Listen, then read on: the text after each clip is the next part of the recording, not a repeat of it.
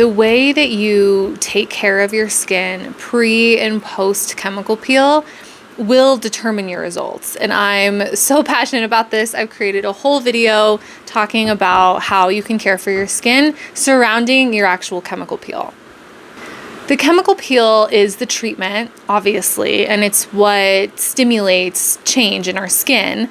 But the way that we take care of our skin surrounding the actual treatment is going to help foster a healthy environment for our skin to stimulate the best results. This is a process, and it's best that we set ourselves up for the best experience that we can have. So start slow. Remember, this is a journey, and let's dive into pre-treatment. So tip number 1 for pre-treatment, start your skin on a professional skincare regimen about 2 to 4 weeks prior to your chemical peel. This helps diversify your routine and really helps build up your skin's resilience. Tip number 2 is to start exfoliating and using a retinol or a retinol alternative a few weeks prior to your chemical peel. This gets your skin ready for the new cell renewal that's going to be happening whenever the chemical peel is applied and when your skin is healing. Number 3 is going to be taking care of your barrier. Taking care of your barrier is very important because it helps protect your skin, and whenever your skin is vulnerable after the chemical peel and whenever it's healing, you want to make sure that it's healing in a healthy environment, and having your barrier be intact and healthy is going to help support that. Your barrier helps your skin heal. So you have to take care of it. Using a thicker moisturizer, using your essential fatty acids, your ceramides, your lipids, all of those things are what's going to help build your barrier. So the next one is using a lightening and brightening serum. Now, honestly, there could be a whole video about lightening and brightening and hyperpigmentation because there's just so much that goes into it. But what you need to know in regards to lightening and brightening serums related to chemical peels are that whenever your skin is healing, we don't want it to go into overdrive mode and overproduce melanin because it's trying to protect itself. And lightening and brightening serums help prevent that from happening. They prevent your skin from creating excess melanin as a means to try and heal itself. And then also, if there is any pigment lying beneath the surface, using a lightening brightening serum can help kind of break that up so that way it doesn't work its way to the surface. Basically, a lightening serum will ensure that your skin heals in the way that you want it to heal, that it'll look the way you want it to look. A few days prior to receiving your chemical peel, make sure you are upping the game with your hydration. So internally and externally. And by that, I mean drinking lots and lots of water, electrolytes, using your hyaluronic acid and your humectants, your moisture binding ingredients. That way there's plenty of moisture that's in your skin because your skin heals better whenever it's in a moist and hydrated environment. Think about it being like a desert and it's just really dry and nothing can really move and it's really inflamed and heat's created. You don't want that to be the case with your skin whenever it's healing from your chem peel. So making sure that you're nice and hydrated internally and externally is a really great way that you can kind of prep going into your peel. Okay, so all of those were kind of things that you should do. And now these are a couple of things that you should not do. So 1, stop exfoliating. Do not exfoliate a few days prior to your chemical peel. 3 to 5 days should be sufficient, but make sure you are talking to your esthetician about what's preferred for your specific skin, but stop exfoliating a few days prior to your chemical peel. And that includes any of your AHAs, BHAs, and retinoids. Okay, so prior to your peel, stay out of the sun. And by that, I mean, don't come in with like a sunburn or freshly sun damaged skin. It just counteracts what you're trying to do. It's not good. Just don't do it. We don't want the skin to be open and more chance for any wounds or anything to happen. We want it to be clean and intact. So just don't shave. If you really want to go the extra mile, bring like a hat or something that you can wear after your chemical peel, so that way your skin will be protected and you won't have to like drive home with the sun beating down on your skin. Just, take any precautions of what you're going to be doing after the chemical peel and try and prep yourself as best as possible, which now is leading me into post-chemical peel care. So this is really just the gold of what is going to determine the results of your chemical peel. And it's so, so important. So let's go. If I haven't done this yet, I really just want to mentally prepare you for the healing process of your chemical peel.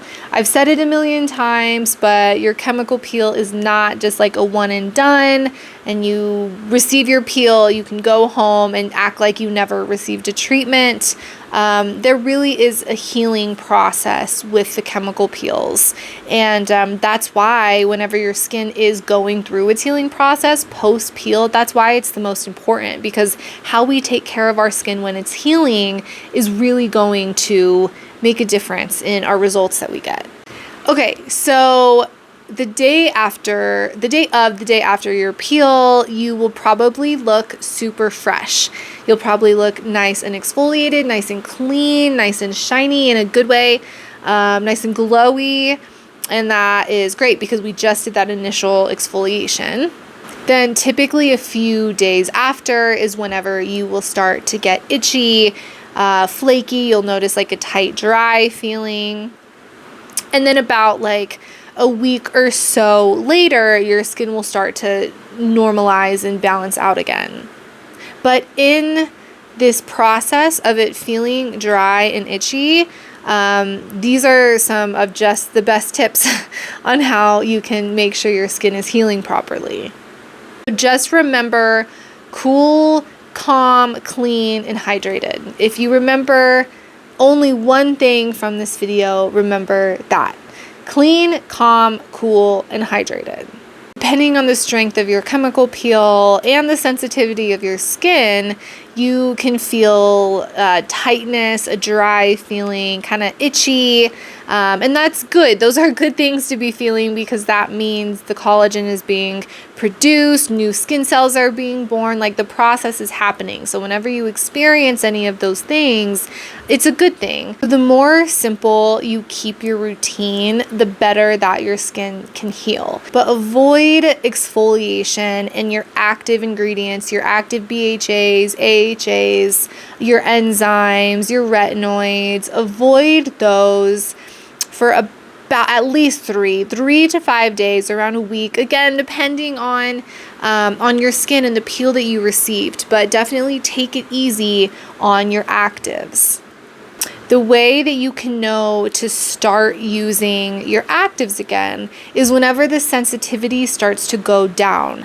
You may feel really sensitive to even the most gentle of products, and that's normal. That's totally fine, but you can know that you can start your normal routine over again once that sensitivity starts to go away. Whenever your skin starts to feel normal again is when you can start to treat it normal again. As far as products goes of what you should use, definitely consult your esthetician to make sure that it's like specific to you. But generally speaking, you want a gentle cleanser, you want a hydrating serum, you want a lightening serum, and then you want a nice like thick moisturizer. A moisturizer that is going to help build your barrier and replenish any of the hydrations. You can even have the added bonus if there's peptides in there, antioxidants, but having a good moisturizer that can help you feel nice and nourished is going to feel really good to your skin, as well as having like a hydrating mist that you can just mist yourself throughout the day. And if you need to cleanse your skin an extra time throughout the day, that can really help relieve that like dry, itchy feeling, that tight feeling that you can feel after the chemical peel. So staying out of direct sunlight, staying out of intense heat is going to be really great. That's why whenever it starts to get colder outside, they call it chemical peel season, because it's colder outside. It's less likely of an environment for you to go and be hot. But staying out of external heat is not the only thing that's going to be important. It's going to be huge. So even just to give a couple more examples, like staying out of hot yoga, saunas, jacuzzis, anything like that is going to be really important, but also internal body temperature. So don't like try and work up a sweat. Even eating spicy foods can kind of raise that internal temperature. And the reason is any heat that is created inside of you, like internally, it can get stuck. It can get stuck at your skin. You can get rashes, you can get blisters. And I mean, those are pretty like extreme cases, but you never know what people are going to do.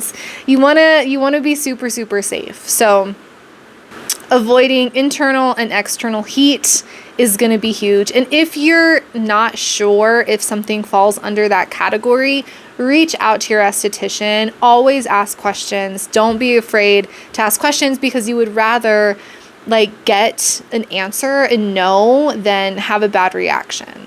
Also, what can happen if heat is created in your skin, kind of how we talked about with the lightening serum, your skin can try and overcorrect itself, and you can get more hyperpigmentation, you can get more inflammation, more damage. So the healing process and keeping the temperature low is going to be like probably one of the number one things that you want to make sure that you are aware of post-peel. Now, it's probably best to not schedule any big events after your peel, or make sure you're scheduling your peel around these things, which we talked about in the first video. You got to plan this shit out, but you can peel. Peeling is a side effect, not a result, but your skin, you're going to learn how your skin responds. So it could be best to not go to a wedding, not go to any crazy parties or anywhere you want your skin to look tip top. Like, hold off on doing any of those events until your skin is healed, which you'll figure out what that time looks like for you once you've received a couple of peels. But to be safe, it's anywhere from 1 to 2 weeks.